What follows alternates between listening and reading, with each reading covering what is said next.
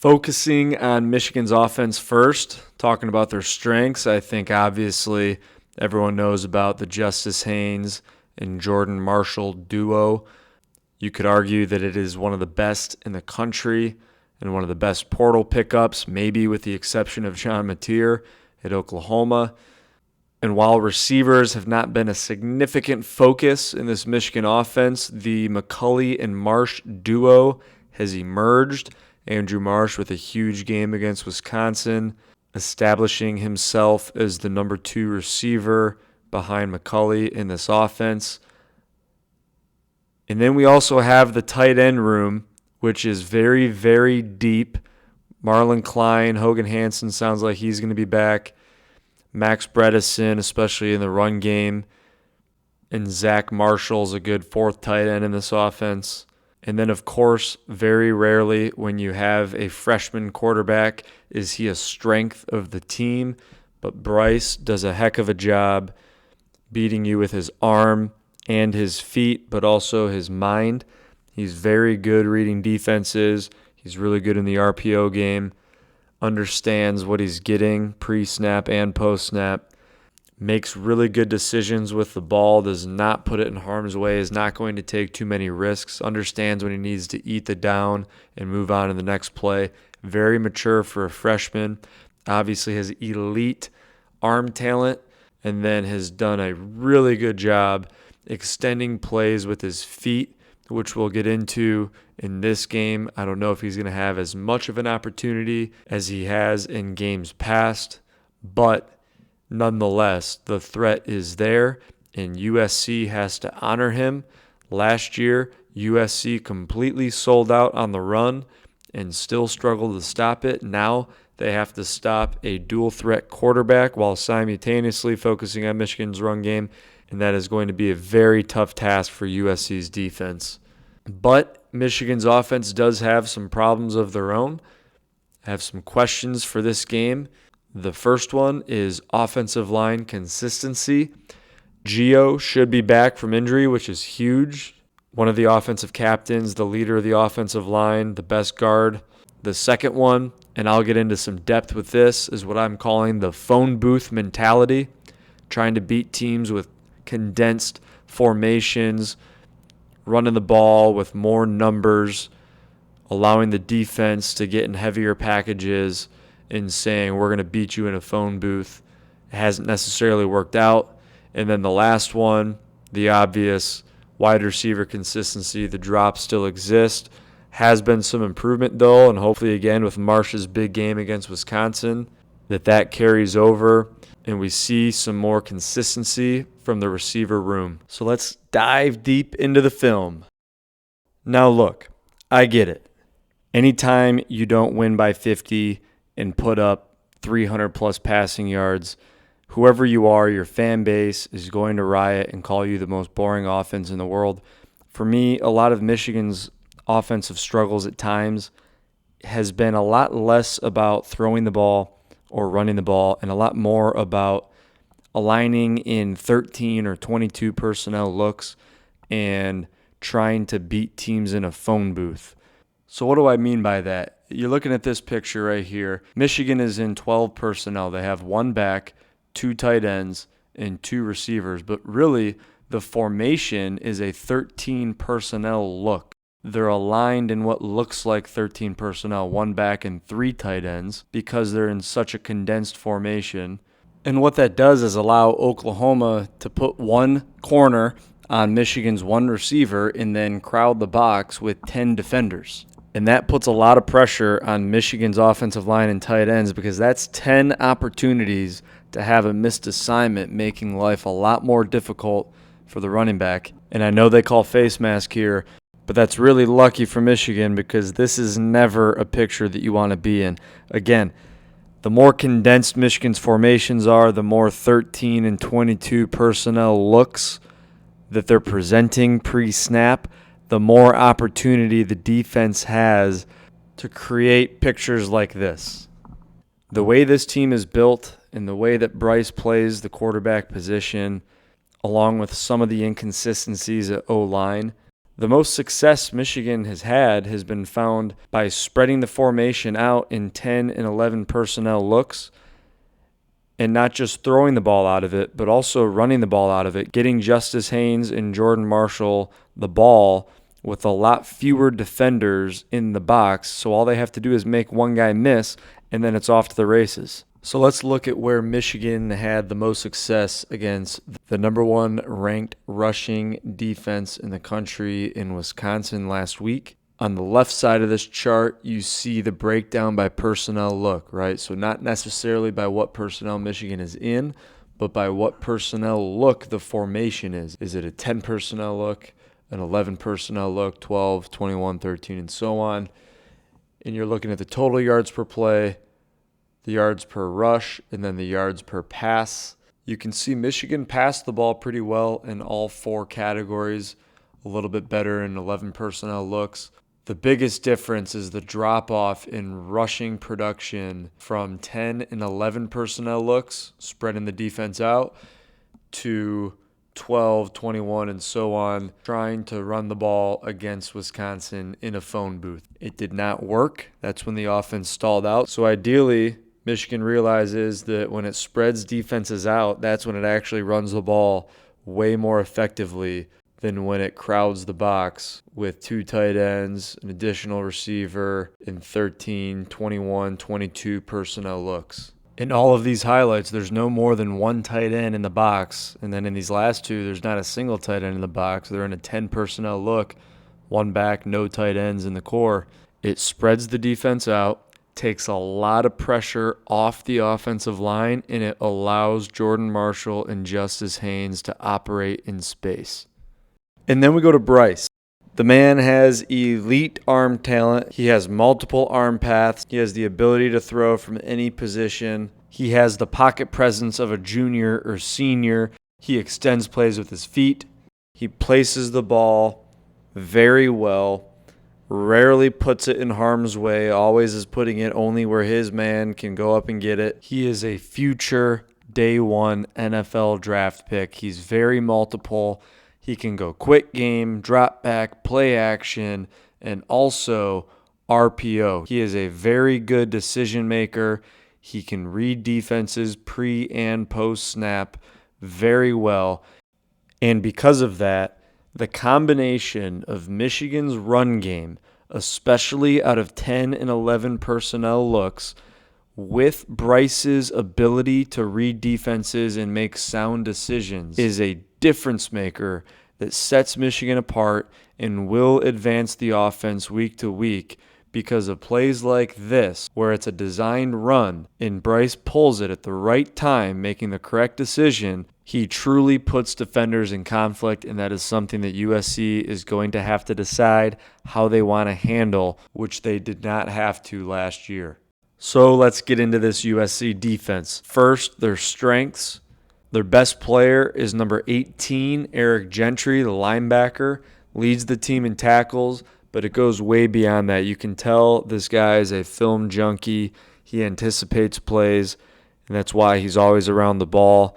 We'll get into a little bit of film there. Second, the way that they are schematically structured, especially when they are in cover one, which I do think they will run quite a bit against Michigan this weekend. Very rarely when teams are in cover one, man defense, are they able to account for the quarterback should he scramble, but they do a pretty good job of it, and I'll get into how. And then third, they do a good job of winning in the phone booth. When they're in base personnel and they have an extra lineman on the field, they do a good job of winning in that tight space that we talked about. So if Michigan tries to do that, I do think USC will do a good job of stopping the run in those situations. But USC's problems do start with their run defense out of nickel personnel. When they don't have the numbers in the box, they do struggle to stop the run. Another question I have in this game is, should they decide to run cover one quite a bit? The way that they run cover one with their safeties spinning on motion and the tight end falling back, it makes it very complicated and there's a lot of potential for the way that Michigan uses its tight ends in motion and with split zone action and gap scheme. There's some opportunities to be had in both the run game and the RPO game, which takes me to they have struggled defending the RPOs, especially against Illinois. So we'll start with Eric Gentry, the dime linebacker for USC. I said this guy is a film junkie. He has A+ formation and play recognition, and he doesn't keep the info to himself. He's a great communicator. You can tell he's the leader on the defense. He anticipates plays very well. And on the technique side, he is very good with open space block destruction. You'll see a couple clips of him jab and dipping, of him chopping, of getting around blocks in open space, which helps a lot in the outside run game. He can single-handedly blow up the outside run game, and he's pretty darn good in coverage. The only question mark I have for him is his closed space block destruction. This USC defense has not been tested too much in closed space, on inside zone, on power, counter, everything between the tackles. So that's TBD. But this number 18, he is a legit ball player, and Michigan would be wise not to run outside zone towards him. Against Michigan State, it's like this guy had the signals or something because he was communicating where Michigan State was running the ball. This guy has an elite understanding of opponent offenses, and so Michigan's going to have to change up some tendencies because whatever tendencies they have, Gentry's got them. Here he is against State. You can see when Childs cans from one play to the other, he looks over at his buddy and says, "Hey, they're running it over here. Check this out." Boom, little scrape technique, gets the TFL, no problem. Later in the game, here he is again. Childs cans the play from one to the next. He looks at his buddy. Yep, they're running to our right. Sure enough, I'm going to jab and slip behind the blocker, get the TFL. And even when he's not making the plays, he's still communicating with the guys. You can see, hey, they're running to our left. They're running to our left. He presses the line of scrimmage, gets the tackle to him earlier, so there's no double team. His teammates make the play. And you might be thinking, oh, he just guesses that they're running to the boundary every time they can it. No, not really, because they can it here, and he doesn't tell his teammates that they're running to the boundary. He knows they're throwing the ball. He's got the quarter flat and cover 6. He plays it perfectly. Childs makes a good play and gets some yards out of it. And it's not just this Michigan State game. Against Illinois, you can tell here he's pressing the line of scrimmage. He knows that Illinois is running to the boundary. Another jab and dip, and he draws the holding penalty. You can see it from this view. Clear penalty. That doesn't happen if he's not anticipating that play. And if you noticed, all of those plays that he made were against outside zone. This one is against split zone, inside. It's the only question mark I have for him. He seems a little uncertain how to address the blocker and get off. So we'll see when Michigan runs the ball more downhill than Purdue, Illinois, and Michigan State have. But now I want to get into how USC plays man coverage. This right here is a 5-man pressure cover 1 behind it. So the linebacker is covering the tight end, and then the safety is covering the running back, with the other safety being the post safety. But notice how the running back stays in pass protection. So then the question becomes, what does that safety who's covering him do? Most teams would have that safety add on. So he would add on to the pressure and he would run right at the running back. But instead, USC's man coverage rules tell them that anytime their man is in pass protection, they then become a rat, a robber playing that low hole area, or they are a spy keying the quarterback, making sure that he can't scramble easily. So they do a really good job of accounting for the quarterback even when they're in man coverage. They also do a good job of accounting for him in the run game. Look at the safety here. He is honoring the quarterback with the zone read. So I don't know if you see as much design run for Bryce this week. And then again, one of USC's strengths is playing in that phone booth, as I'm calling it. Strength in numbers. You can see when they can add numbers in the box against 12 and 13 personnel looks, odds are one of them will get off a block and make the play. But let's focus on some of USC's weaknesses. So the first is how they play cover 1 with the safeties and the nickel. Now this picture that you're looking at is base personnel. There is no nickel on the field because the offense is in 12 personnel. But the nickels and the safety work together, and they spin on motion and on the tight end, both pre and post snap. But this is a good play to teach exactly how they play cover one with the safeties. So the safety to the tight end is responsible for him both pre and post snap. So you can see the tight end starts to the boundary, so the boundary safety is responsible for him, but then he motions to the field. So now the field safety is responsible for him, but then it doesn't stop there. After the snap, he falls back, so now the boundary safety is back to being responsible for him. And what that does is anytime you motion the tight end and fall, whether it's a slice, a slip, a slide, it pulls both safeties in when you go back and forth, and then that opens up space for, you guessed it, an RPO glance, which is what Bryce is elite at. So on this particular play, they run Y slip, so he is slipping the end and lead blocking for the quarterback as he scores a touchdown. And you can see here that USC had some problems defending the RPO against Illinois and against Purdue. I don't think life is going to get much easier for them against Michigan because now the run game is even more effective, and that's going to open up even more RPOs for a quarterback who is a little more capable than the three that they have played so far in the Big Ten. And that leads me to where USC's ultimate struggles are, and that's defending the run out of nickel personnel. Remember, Michigan averaged 9.6 yards per rush out of a 10 and 11 personnel look against the number one rushing defense in the country in Wisconsin. I got bad news for Trojan fans. USC has only been given up 4.5 yards per play out of base personnel against 12 and heavier packages, but out of nickel, they've given up 7.5 yards per play. So I'm not too confident in USC's defense to stop the run too much against Michigan, especially if Michigan is going to live in 11 personnel a lot. It could pose quite a few fits for USC, especially when you incorporate the RPO game with it. So we'll see. Let's flip the other side of the ball now and check out USC's offense. First, their strengths. Obviously, the quarterback, Jaden Mayava. Dude is a baller.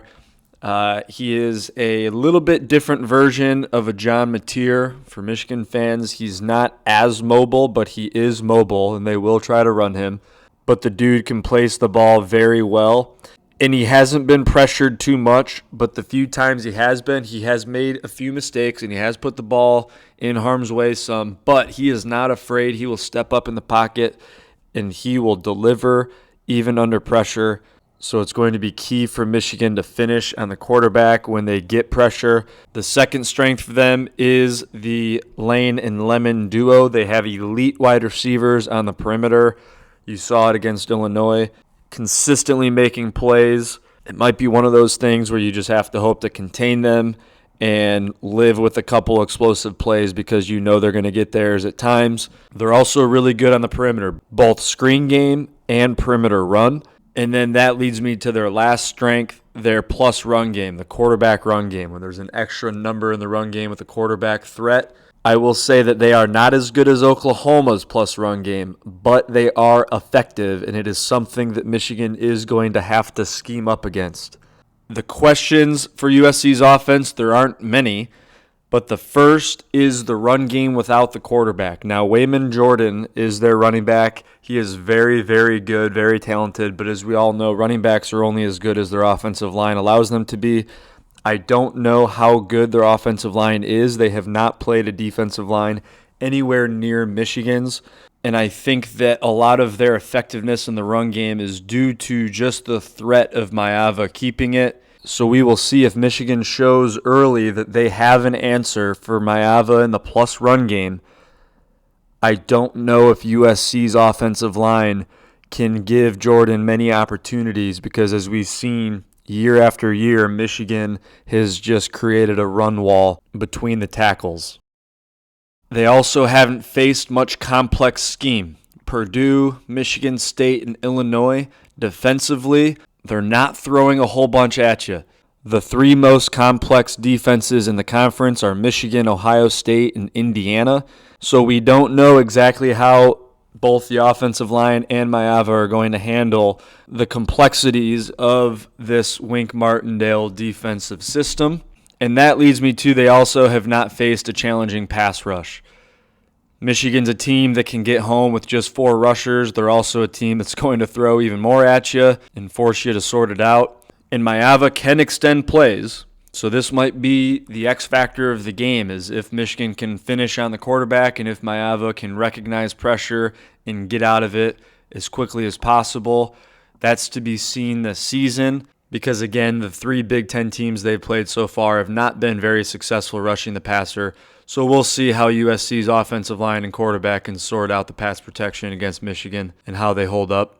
And then let's talk about that Michigan defense. The strengths, while we're on the topic, the pass rush. It's not just the edge rushers, it's the interior as well. Led by Rayshon Benny in the middle, he gets to the quarterback pretty easily. And then obviously the edge rushers, Jayshawn Barham, Derek Moore, and TJ Guy. They're getting to the quarterback very well this season. You didn't see it too much against Wisconsin, but that's because Wisconsin doesn't drop back pass too much. You saw it all day against Nebraska, and we'll get into that film. The second strength, nothing new. Michigan creates that run wall on a very consistent basis. You're not going to see USC just run the ball with Wayman Jordan and not have that threat of the quarterback in the plus run game. So USC is going to have to get a little creative if they want to run the ball effectively. And then, of course, Michigan's aggressive scheme. They don't play a lot of true country zone. It's a lot of match zone. And there's a lot of simulated pressures where they're blitzing one guy, dropping an end, and they really confuse you pre-snap. So we'll see what Wink has dialed up this week against the Trojans. The questions for Michigan's defense. The plus run game. We saw it against Oklahoma. That, along with empty and unbalanced, that's what gave Michigan a lot of trouble. We'll see if they have schematically addressed those problems. And then there's been a little bit of inconsistency on the perimeter. A little bit in the run game, but also in the pass game and the screen game, giving up a couple chunk plays. That's the one area in Michigan's depth that if there's a weakness, that's where it is. It's on the perimeter. And USC is obviously going to challenge that this week. Because, again, Maeva is a baller. He has elite ball placement. Some of these throws are through a tight window. He takes some chances, but, man, can he place the ball exactly where he wants to. I mean, these are next-level throws. He does it when he's comfortable in the pocket, but he also can get out of the pocket. He can do it on the move. Perfect ball to the sideline there. He also can get out of there and then throw across his body. Somewhat dangerous, but he's pretty smart with the ball for the most part, and his receivers are going to go up and make a play. You saw Lemon do it all day against Illinois. That Lemon and Lane duo is elite. Michigan is going to have to be very disciplined in their rush lanes because he will make you pay. He loves this reverse out move when he's feeling pressure from the backside. So the edge rushers, who have been very good for Michigan, need to own that outside shoulder and not let him escape to the outside because that is his go-to move. And I don't know how much Michigan needs to send pressure from the second and third levels, but we have seen some problems with Michigan's defensive backs in particular finishing on the quarterback in the pocket. It really came back to bite Michigan in the Oklahoma game multiple times. And even in the Nebraska game, there were a couple instances where the second and third level defenders could not finish on Raiola, and it kept drives alive, keeping them in the game. Now, even on this one, didn't finish at first. It ended up being a sack, but again, can't let Maeva get out of those when you have the opportunity. Again, he has not been pressured much, but when he has been, even at the slightest, he makes these throws off his back foot, starts to make some bad decisions, put the ball in harm's way. That's where Michigan will capitalize. You even saw it a little bit in the Oklahoma game. You saw it a heck of a lot in the Nebraska game. Michigan won the pass rush battle, oftentimes only sending 4, occasionally a simulated pressure where you're blitzing a guy, dropping an end, some 5-man pressures. Very rarely does Michigan even need to have 6-man pressures. You see them winning some of these by sending 3 at the quarterback against Nebraska. So we'll see how this one goes, but it definitely will be USC's first time facing a pass rush anything near Michigan's capabilities, and Michigan is going to have to live with some chunk plays. Again, similar to Mateer, Maeva will make you pay here and there. Michigan just has to do its best, finish on the quarterback when it has the opportunity, and it must stay disciplined in the rush lanes. And if they do, I think Michigan will be successful on defense. When Maeva has gotten pressured, he seems to get rattled, and it kind of compounds where he'll make one bad decision and then it leads to another. You see this interception against a pretty soft cover 3 zone of Illinois. Again, Michigan plays a very aggressive match zone, so they play a lot of trap coverage. You see this interception against Nebraska. What you see from Michigan defensively pre-snap is not always what you get post-snap, so they are going to confuse Maeva here and there. If they can force him to make a mistake early, he will get rattled. These last 2 throws are the first 2 throws he had right after the interception. He starts to get rattled.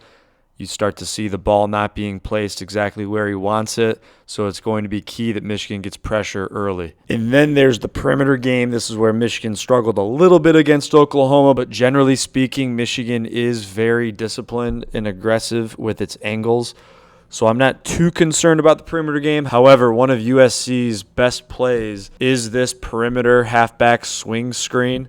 And I wonder what this digging motion that this quarterback is signaling to all of his players. I don't know what that means.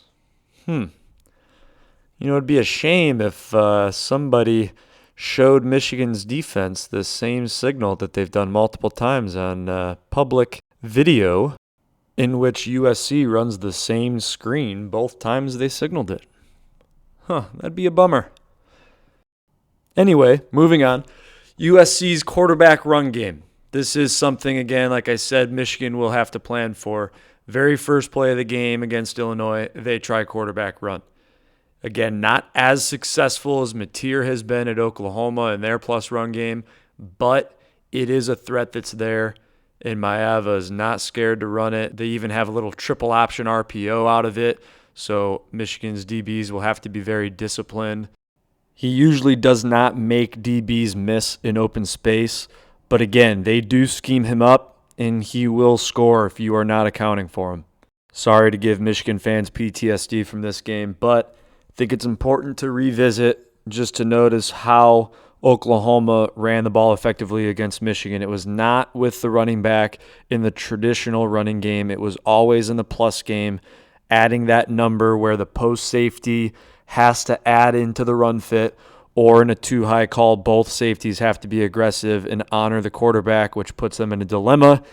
So we'll see exactly how effective USC can be. I think if Michigan can show early that they're accounting for him, that they might not focus on this too much, but I do think it's necessary for USC to be anywhere near effective in the run game. Because even USC, in their 3 Big Ten games, when they try to run the ball without the quarterback involved in the run game whatsoever, where it's traditional run, gap scheme, zone scheme between the tackles usually, this is where they do not see too much success.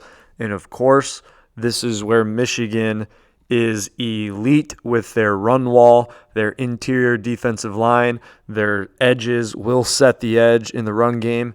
And it's not something that USC will likely be able to do, again, without Maeva being that additional number, even in that Oklahoma game. When Oklahoma solely tried to run the ball with the running back and not the plus run game, they got stuffed. No offense is going to be able to just run the ball and gash Michigan with the running back and not including the quarterback in the run game. So it will be interesting to see. I think schematically, Wink has no option but to really address the quarterback in the run game and rely on the defensive line. And that leads me to my keys to the game. First, when Michigan is on offense, Michigan needs to spread the defense out. They need to keep USC in nickel personnel. They need to align in 10 and 11 personnel looks. I'm not saying don't get in 12 personnel. I'm not saying don't try to mix a 13 personnel look in here and there. Go for it. Do it. But they need to predominantly be in probably 11 personnel looks. And that leads me to the second point. This should be an RPO clinic. When you spread out the defense and you run the ball effectively, you put defenders in conflict, and that's where not just Justice Haynes and Jordan Marshall can really beat you, but that's also adding Bryce Underwood in his mind in the run game, putting defenders in conflict. Essentially, that's like a quarterback blocking a player with his brain. So based on what he does, he either gives it or he pulls it and throws it, and that's where Bryce can be dangerous now with Marsh and McCulley on the edges. The third key to the game, I think, is involving the tight ends in the pass game. You haven't seen too much of Klein lately. Hanson's supposed to be back.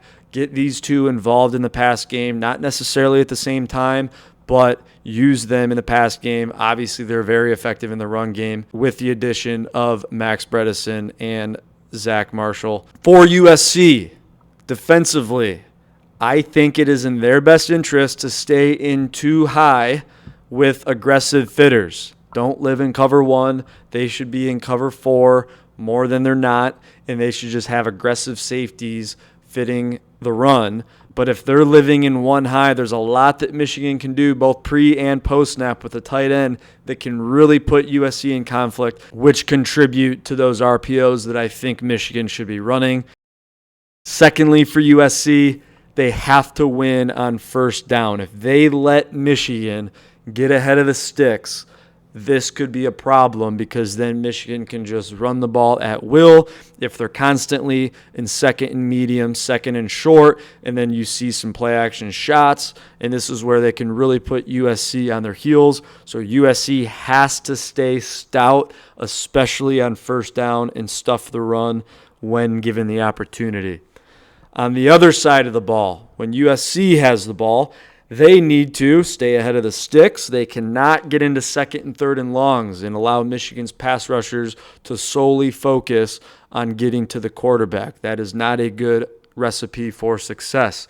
Maeva, they need to run him early and often. The best way to counter a very good pass rush, besides blocking them effectively, if you can't do that, it's make the defense have to account for an additional number in the run game.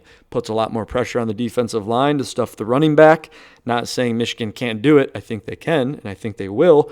But the best chance that USC has to run the ball effectively and stay ahead of the sticks is to include Maeva in the plus run game.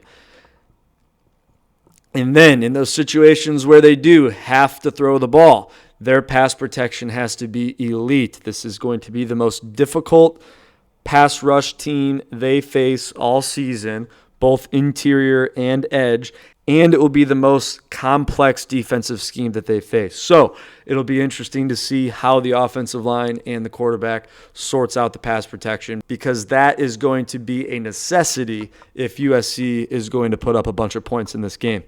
Michigan, defensively, they have to honor the quarterback run game. They have to have a safety or a nickel, or depending on the coverage, whoever it may be.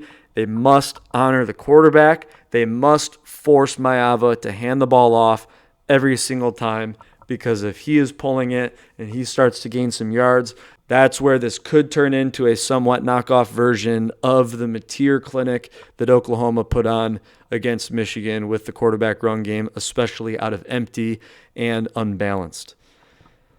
Secondly, Wink has got to reach deep into the bag for this game.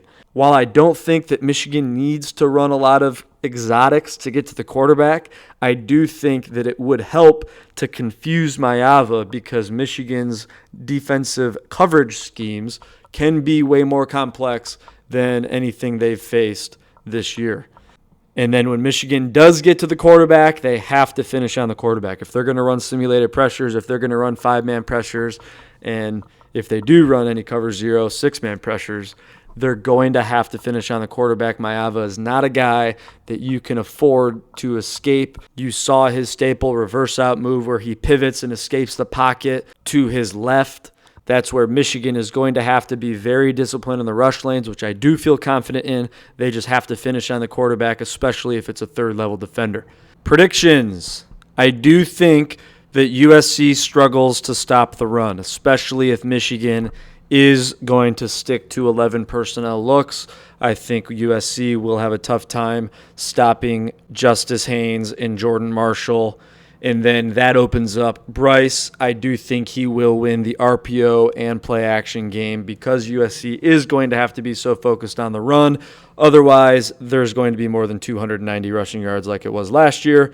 I do think when USC has the ball, there will be some chunk plays on the perimeter.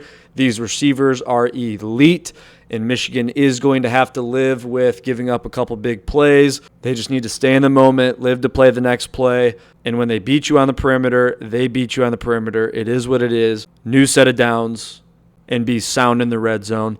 I do think Wayman Jordan will break one loose. That doesn't mean that I think he has a field day against Michigan. I just think there will be one explosive run because of Michigan accounting for the quarterback. And I think that Michigan's defensive line will create a run wall for the rest of the game, minus that one run that Wayman breaks out. And then when USC is throwing the ball, like I said, I do think there will be some chunk plays. However, I do think Michigan gets to the quarterback because, again, this is a defense that USC has not nor will see for the rest of the season, both schematically and the pass rush. So with that being said, I do think that Michigan covers, and this is not the Michigan bias in me. This is the film that I've watched speaking to my mind and my soul. I got to trust the film, and I trust Michigan's defensive line to get it done, and I trust Michigan's run game to get it done. So I do think Michigan not only covers, I do think they win. I do think they win, and I do think that USC's decision to be in one high or two high for the majority of this game could force this one to break open even more, especially if and when Michigan trusts Bryce and he opens it up with the RPOs and play action. And that is all for Michigan USC preview. Go Blue. Good luck, USC. Please like and subscribe. There will be more breakdowns and not just of Michigan games. And there are all these other educational type videos that I'm putting out, basic football scheme, that will get more and more complex as the videos go further and further along. But nonetheless, if you're a football junkie, check them out.